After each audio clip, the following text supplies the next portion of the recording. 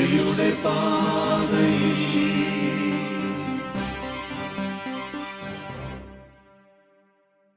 ഈശോ മിശിഹായ്ക്ക് സ്തുതിയായിരിക്കട്ടെ.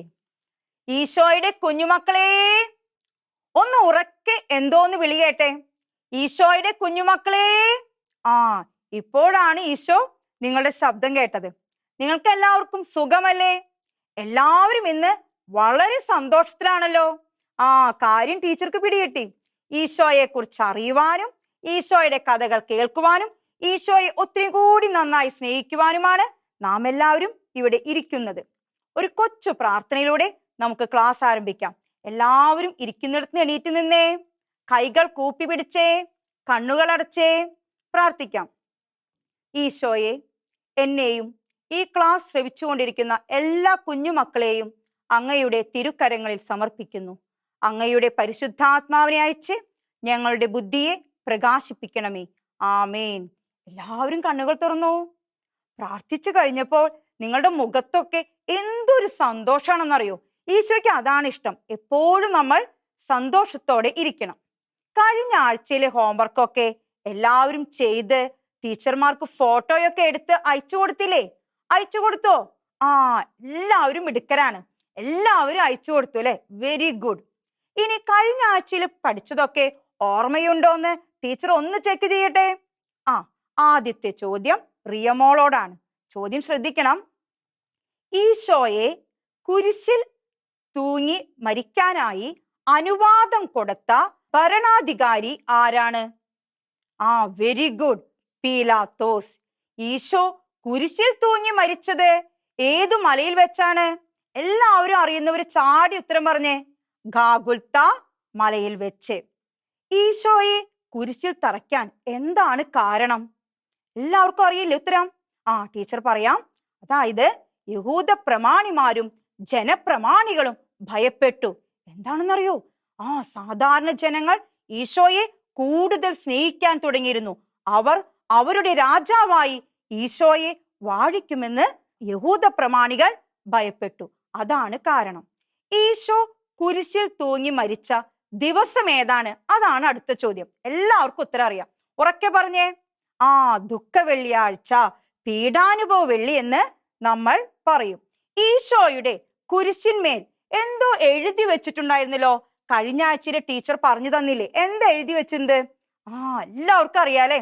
യൂതന്മാരുടെ രാജാവായ നസറേൽക്കാരൻ ഈശോ, ഇതാണ് എഴുതി വെച്ചിട്ടുണ്ടായിരുന്നത്. അങ്ങനെ നമ്മുടെ ഈശോ കുരിശിൽ തൂങ്ങി മരിച്ചു.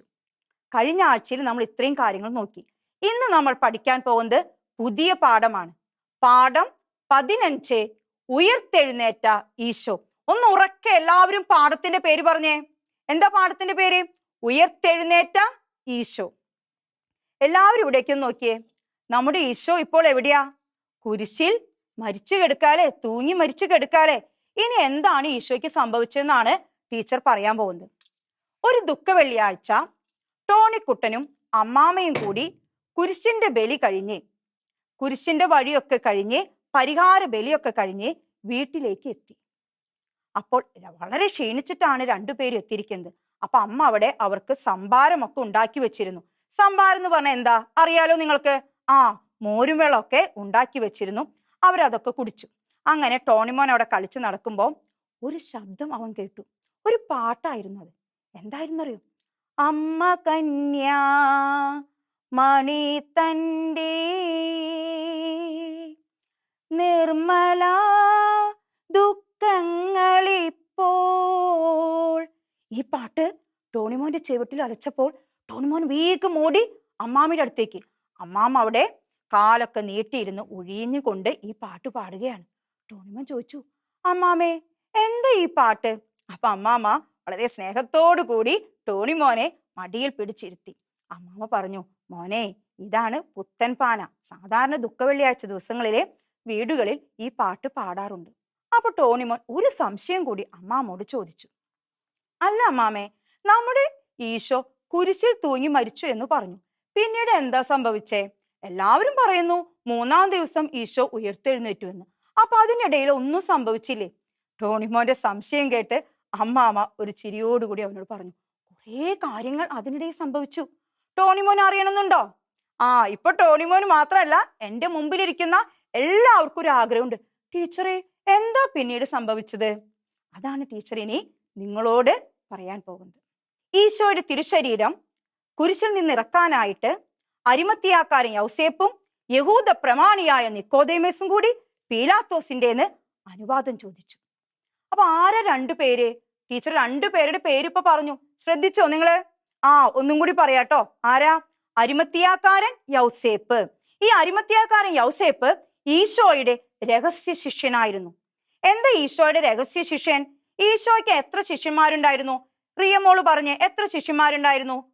സാബുമോനാണ് ചാടി ഉത്തരം പറഞ്ഞത്. 12 ശിഷ്യന്മാരുണ്ടായിരുന്നു. അപ്പൊ ആരാണ് ഈ അരിമത്തിയാക്കാരൻ യൗസേപ്പ്? ഈശോയെ സ്നേഹിക്കുകയും ഈശോയുടെ കൽപ്പനകൾ പാലിക്കുകയും ഈശോയെ കൂടുതലും സ്നേഹിക്കുകയും ചെയ്തിരുന്ന, ഈശോയെ അനുഗമിക്കുകയും ചെയ്യുന്ന ഒരു ശിഷ്യനായിരുന്നു. ആര്? അരിമത്തിയാക്കാരൻ യൗസേപ്പ്. പിന്നെ ആരാ പറഞ്ഞേ? യഹൂദ പ്രമാണിയായ നിക്കോദേമസും കൂടിയാണ് ഈശോയുടെ തിരുശരീരം കുരിശിൽ നിന്ന് ഇറക്കിയത്. പിന്നെ എന്താ ചെയ്തത്? അവർ പീലാത്തോസിന് അനുവാദം വാങ്ങിച്ച് ഈശോയുടെ തിരുശരീരം എന്താ ചെയ്യണ്ടേ? കല്ലറയിൽ അടക്കണ്ടേ? അപ്പോ ആ കുരിശിന് താഴെ വലിയ ഒരു തോട്ടം ഉണ്ടായിരുന്നു. തോട്ടം എന്ന് പറഞ്ഞാൽ എന്താണ്? കുറെ ചെടികളും പൂക്കളൊക്കെ ഉള്ള വലിയൊരു തോട്ടം.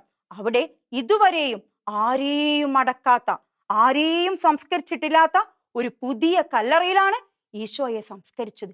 ഇനി എങ്ങനെയാ സംസ്കരിച്ചേ? യഹൂദന്മാരുടെ ആചാരമനുസരിച്ച് കച്ചയിൽ പൊതിഞ്ഞ്. എന്താ കച്ച എന്ന് പറഞ്ഞാ? ഇപ്പൊ എല്ലാവരുടെ ഉള്ളിൽ സംശയമുണ്ട്. എന്താ ഈ കച്ച? കച്ച എന്ന് പറഞ്ഞാൽ തുണിയാണ്. ആ തുണി കൊണ്ട് പൊതിഞ്ഞു. പിന്നെ ഒരു കാര്യം കൂടി അതിൽ പറയുന്നുണ്ട്. വചനം പറയുന്നു, 100 റാത്തലോളം സുഗന്ധ കൂട്ടുമായിട്ടാണ് നിക്കോദേമസ് വന്നത്. അപ്പൊ എന്ത് സുഗന്ധക്കൂട്ട്? മീറയും ചെന്നിനായകും അന്ന് കാലത്ത് ഉപയോഗിച്ചിരുന്ന സുഗന്ധദ്രവ്യങ്ങളാണ്. ഇവയൊക്കെ ഈശോയുടെ ശരീരത്തിൽ സൂക്ഷിച്ച് കച്ചയിൽ പൊതിഞ്ഞാണ് അവർ കല്ലറയിൽ ഈശോയെ സംസ്കരിച്ചത്. ഇപ്പൊ മനസ്സിലായോ എന്തുണ്ടായിന്ന്? ഈശോയെ അങ്ങനെ കല്ലറയിൽ സംസ്കരിച്ച് അവർ വലിയ ഒരു ഉരുളൻ കല്ല് ആ ഗുഹാമുഖത്ത് വെച്ച് അടച്ചു. എന്നാൽ യഹൂദ പ്രമാണിമാർക്ക് ഒരു ഭയം ഉണ്ടായിരുന്നു. എന്താ ഭയം എന്നറിയോ? ഈശോയുടെ ശരീരം ചിലപ്പോൾ ശിഷ്യന്മാർ എങ്ങാനും മോഷ്ടിച്ചു കൊണ്ടുപോയാലോ? അവരുടെ ഈ ഭയം അവർ പീലാത്തോസിനെ അറിയിച്ചു. പീലാത്തോസ് പറഞ്ഞു, നിങ്ങൾക്ക് വേണമെങ്കിൽ നിങ്ങളുടെ പടയാളികളെ കാവൽ നിർത്താം.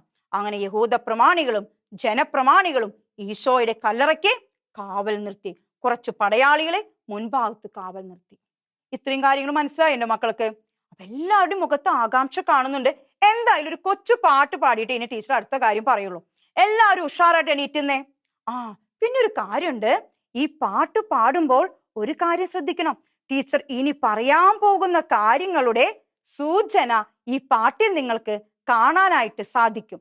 അപ്പൊ ഓക്കെ, അപ്പൊ എല്ലാവരും എണീറ്റുന്നോ? ടീച്ചർ ആദ്യം പാടും, ആക്ഷൻ ശ്രദ്ധിക്കണം. തുടർന്ന് എൻ്റെ എല്ലാ കുഞ്ഞുമക്കളും പാടണം. തുടങ്ങാം. ശൂന്യമായ കല്ലറ ഉരിഞ്ഞു വെച്ച കച്ചയും ഉരുട്ടി മാറ്റി കല്ലതും നാഥനുയർത്തു, നമ്മുടെ നാഥനുയർത്തു. ടീച്ചർ എന്താ പാടിയേ? ശൂന്യമായ കല്ലറ ഉരിഞ്ഞു വെച്ച കച്ചയും ഉരുട്ടി മാറ്റി കല്ലതും നാഥനുയർത്തു, നമ്മുടെ നാഥനുയർത്തു. ഓടി വന്നു മറിയവും ഓടി വന്നു ശിഷ്യരും, ദൈവദൂത ദർശനം നാഥനുയർത്തു, നമ്മുടെ നാഥനുയർത്തു. ഒന്നും കൂടി പാടാം. എല്ലാവരും ഒരുമിച്ച് പാടല്ലേ? എല്ലാവരും നല്ല ഉഷാറായിട്ട് നിൽക്കണം. തുടങ്ങാം. ശൂന്യമായ കല്ലറ ഉരിഞ്ഞു വെച്ച കച്ചയും ഉരുട്ടി മാറ്റി കല്ലതും നാഥനുയർത്തു, നമ്മുടെ നാഥനുയർത്തു. ഓടി വന്നു മറിയവും ഓടി വന്നു ശിഷ്യരും, ദൈവദൂത ദർശനം നാഥനുയർത്തു, നമ്മുടെ നാഥനുയർത്തു. എല്ലാവരും നല്ല ഭംഗിയായിട്ട് പാടി, നന്നായിട്ട് ആക്ഷനൊക്കെ കാണിച്ചു കേട്ടോ. അപ്പൊ എന്താ ടീച്ചർ ഈ പാട്ടിൽ പറഞ്ഞത്? ശ്രദ്ധിച്ചോ നിങ്ങള്? അപ്പൊ ഇനി ടീച്ചർ അതാണ് നിങ്ങളോട് വിശദീകരിക്കാൻ പോകുന്നത്. അങ്ങനെ ഞായറാഴ്ച അതിരാവിലെ മഗ്ദലേന മറിയവും മറ്റു ഭക്ത സ്ത്രീകളും കൂടി ഈശോയുടെ കല്ലറയുടെ അടുത്തെത്തി. കല്ലറയുടെ ഉള്ളിലേക്ക് നോക്കിയപ്പോൾ കണ്ട കാഴ്ച എന്താ? കല്ലറ ശൂന്യമായിരുന്നു. എന്താ കല്ലറ ശൂന്യമായിരുന്നു പറഞ്ഞാ? അവിടെ ഈശോയെ കാണാനില്ല. മഗ്ദലേന മറിയം ആകെ പരിഭ്രമിച്ചു. അവൾ വേഗം ശിഷ്യരുടെ അടുത്തേക്ക് ഓടിച്ചെന്ന് പത്രോസിനോട് കാര്യം പറഞ്ഞു. എന്താ മറിയം പറഞ്ഞേ? നമ്മുടെ ഈശോയെ കല്ലറയിൽ കാണാനില്ല. ശിഷ്യന്മാരും പത്രോസും അത്ഭുതപ്പെട്ടു. പത്രോസും ഈശോ സ്നേഹിച്ചിരുന്ന മറ്റേ ശിഷ്യനും കൂടി കല്ലറടുത്തേക്ക് ഓടിച്ചെന്നു. ആദ്യം ആരോ ഓടിയെത്തിയെന്നറിയോ? ഈശോ സ്നേഹിച്ചിരുന്ന ശിഷ്യനായിരുന്നു. പക്ഷേ കല്ലറയുടെ ഉള്ളിലേക്ക് കടന്ന് നോക്കാനുള്ള ധൈര്യം കാണിച്ചത് പത്രോസ് ആയിരുന്നു. അങ്ങനെ പത്രോസ് കല്ലറയുടെ ഉള്ളിലേക്ക് കടന്നു നോക്കി. അപ്പോൾ അവിടെ കണ്ട കാഴ്ച എന്താണ്? ഈശോയെ കാണാനില്ല. അപ്പോ പത്രോസും ശിഷ്യന്മാരും ഓർത്തു, ഈശോ ജീവിച്ചിരിക്കുമ്പോൾ പറഞ്ഞിരുന്നു, മരിച്ച് 3-ാം ദിവസം ഞാൻ ഉയർത്തെഴുന്നേൽക്കുമെന്ന്. ശിഷ്യന്മാർ പുറത്തേക്ക് വന്ന് മഗ്ദലേന മറിയത്തോട് വിവരം പറഞ്ഞു. മറ്റെല്ലാവരോടും ഈശോ ഉയർത്തെഴുന്നേറ്റ കാര്യം പറഞ്ഞു. അപ്പോ ഇന്നത്തെ പാഠഭാഗത്ത് നമ്മൾ എന്തൊക്കെയാ കണ്ടത്? ആദ്യം കണ്ടത് എന്താ? ടീച്ചർ ഒന്ന് ചോദിക്കട്ടെ. ഈശോയുടെ തിരുശരീരം കുരിശിൽ നിന്ന് ഇറക്കാനായിട്ട് ആരാണ് തയ്യാറെടുത്തത്? 2 പേർ മുൻപ് വന്നല്ലോ. ആരാണത്? അരിമത്തിയാക്കാരൻ യൗസേപ്പ്. Very good. രണ്ടാമത്തെ ആളാരാ? യഹൂദ പ്രമാണിയായ നിക്കോദേമോസ്. അതുപോലെ അരിമത്തിയാക്കാരൻ യൗസേപ്പും യഹൂദ പ്രമാണിയായ നിക്കോദേമോസും കൂടി ഈശോയുടെ തിരുശരീരം കുരിശിൽ നിന്നിറക്കി. പിന്നെ അവരെന്താ ചെയ്തത്? ടീച്ചർ പറഞ്ഞല്ലോ, ആരുടെ ആചാരമനുസരിച്ചാണ് ഈശോയെ കല്ലറയിൽ അടക്കം ചെയ്തത്? Very good. എല്ലാവരും ഉത്തരം പറയുന്നുണ്ട് കേട്ടോ. യഹൂദന്മാരുടെ ആചാരമനുസരിച്ച് എന്താ ചെയ്ത്? കച്ച കൊണ്ട് പൊതിഞ്ഞു, പരിമളദ്രവ്യങ്ങൾ പൂശിയിട്ടാണ് ഈശോയെ എവിടെ അടക്കിയത്? കല്ലറയിൽ അടക്കിയത്. പിന്നെ എന്താ ചെയ്തേ? വലിയൊരു ഉരുളൻ കല്ല് വെച്ചു അല്ലെ. ആ ഉരുളൻ കല്ല് വെച്ചിട്ട് എന്ത് ചെയ്തു? അവിടെ പടയാളികളെ നിർത്തി. പിന്നീട് എന്തുണ്ടായത്? ഞായറാഴ്ച അതിരാവിലെ മഗ്ദലേന മറിയവും മറ്റു സ്ത്രീകളും വന്ന് എവിടേക്കാ വന്നേ? കല്ലറയുടെ അടുത്തേക്ക് വന്നു. മഗ്ദലേന മറിയം എന്ത് ചെയ്തേ? കല്ലറയുടെ ഉള്ളിലേക്ക് എത്തിച്ചു നോക്കി. അപ്പൊ എന്താ കണ്ടത്? അവിടെ ഈശോ ഇല്ല. ഈശോയുടെ കല്ലറ ശൂന്യമായിരുന്നു. പിന്നെ എന്താ മറിയം ചെയ്ത്? മറിയം ഓടിച്ചെന്ന് ആരെ അറിയിച്ചു? ശിഷ്യന്മാരെ വിവരം അറിയിച്ചു. തുടർന്ന് പത്രോസ് കല്ലറയുടെ ഉള്ളിലേക്ക് കടന്നു നോക്കി. അവിടെ കണ്ട കാഴ്ച എന്തായിരുന്നു?